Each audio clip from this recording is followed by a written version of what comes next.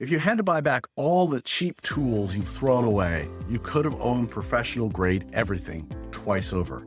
We celebrate saving $100 today while ignoring the $1,000 we'll spend over 3 years. When did smart money management become penny wise and a pound foolish? There's a formula successful entrepreneurs know. Multiply the cheap option price by 3, and then add your hourly rate times the hours you'll waste dealing with it. That $200 bargain just became an $800 liability. Your business bank account doesn't lie. Those recurring charges for replacement equipment tell a story you've been avoiding. Right now, you're making a decision that will echo through your business for years. Choose cheap, and you're choosing to rent when you could own. You're choosing stress over stability, replacement over reliability. In 12 months, you either have professional tools that are still performing at peak level, or you have graveyard of broken budget options that are lighter on the wallet. The math is simple, but the pattern is expensive. Quality gear isn't an investment. It's an intervention that stops you from funding the discount industry's retirement plan with your business profits. Many of us have looked at something and going, wow, that's inexpensive. I should get that. I'm going to save myself a couple of $100. But in this disposable society, that collection is so interesting, is so classic, is so fascinating. And I've seen this in so many ways. I want to use cameras as an example because I think that's a classic example which I've struggled with all of my life. They're always the new thing, the new idea. In the beginning, megapixels meant something. It was 3 megapixels and 10 megapixels and 24 megapixels.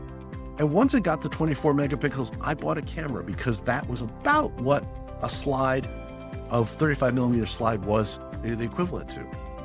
And now it's getting ridiculous. It's 30 megapixels, 60 megapixels, 100 megapixels, hundreds of megapixels. But why? The disposable society has encouraged us that more is bigger, cheap is better. So the cheaper and bigger you get, the better it's going to be, and not always. And in fact, we have to fight against that. Not only do we have to fight against bigger is better, but the same thing. If you buy something of quality and use it for years, it's worse than buying something that is poorly made and used only occasionally. Now, it snowed here last week, and I had to go out and shovel my lawn driveway. There's not enough snow for a snowblower, so guess what I get to do? And yes, I do my driveway and I do my neighbor's driveway as well. And I put on my boots that I've been using for years that started out, and they were Blundstones. They were made in Australia. And I wore them, and I looked at the bottom, and the sole had finally fallen off. Now, this is the boots that I wear to salt the driveway and work in the garage, and everything that I needed to do to protect my feet, I wore these boots. That sole gave me good service, and I was sorry to see them. In fact, I'm debating actually having them resoled. But then I started to look back and see how many years I'd actually used those boots. And it had been longer than my son has been alive. I got good use out of those boots, and the uppers are still good. I have a pair of boots from LLB, which I've had resoled 3 times.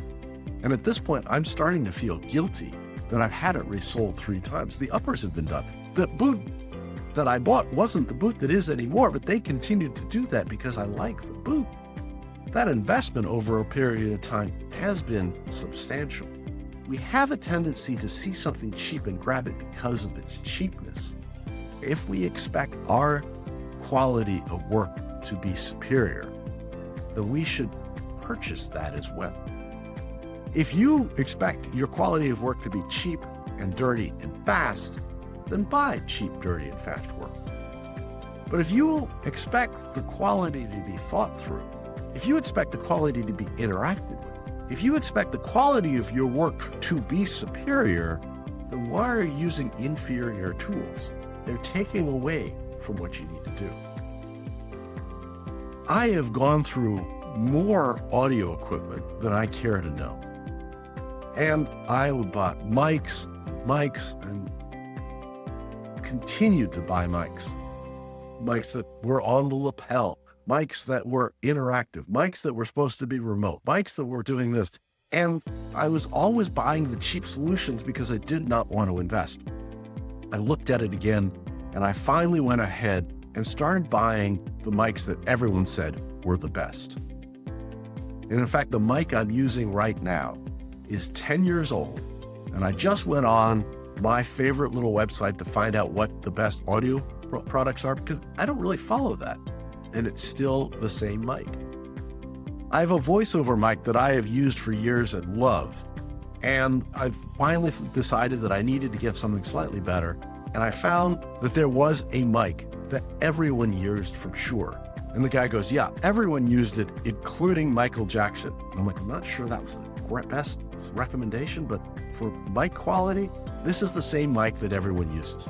There is no comparison. It is 3 times as expensive as everything else, but one and done. If I'm going to be using this voiceover mic for the rest of my life, great. It's a great investment. But, they were saying you need some sort of amplification system in the middle. And I'm like, okay, great. And then we were talking about a new one. I'm like, hey, wait a second. One of the times I had to pick up something, and I went and grabbed it and he says, yeah, that's one of the best there is. And in fact, it was one of the first to actually have an onboard recording system that I think is there. Yeah, you've got the best system you need. Don't buy anything else. So coming and taking a look at the very quality work that you're doing, if you're not working and creating the best quality, why are you using cheap equipment? Because that equipment is going to have to be replaced on a regular basis. The camera I'm shooting with right now is not the best. It's 3 years old, but I like how it works, and it works for me. Is it the best? Does it have the most megapixels? No. But for me, it is absolutely perfect. And in fact, I'm picking up another one just to make sure I have this, because who knows when that's going to need a second camera. And at that point, I'll have them. Quality that's built into that is designed to last. It is not fast fashion. It is a pair of boots that you're going to use for 14 to 20 years. And in that case, you've saved money long term, because once they build something of quality, you don't have to replace it often. I can't tell you how many things I've bought that I've needed to replace. I gave away my mics. I gave away 4 different mics because I replaced it with one that has been the quality standard for years. And I looked at how much I spent on all 4 of those mics. I could have bought 2 of these quality standard mics. I've been harping on this a little bit because I've been recognizing that the equipment I use for years and years is the stuff that makes me the most money, that makes me look the best, because I've invested early and I've allowed that. Did it hurt in the beginning? Yes, it did. But now it's simple, straightforward, and allows me to continue to expand over time. What's the thing that you've used the most? The thing that is the cornerstone, not the latest technology, the things that make it the best for you. Put in the suggestions below. I look forward to continuing this conversation. Thanks for tuning in to today's episode on the Strategy Session, where we take your business from stuck to unstoppable.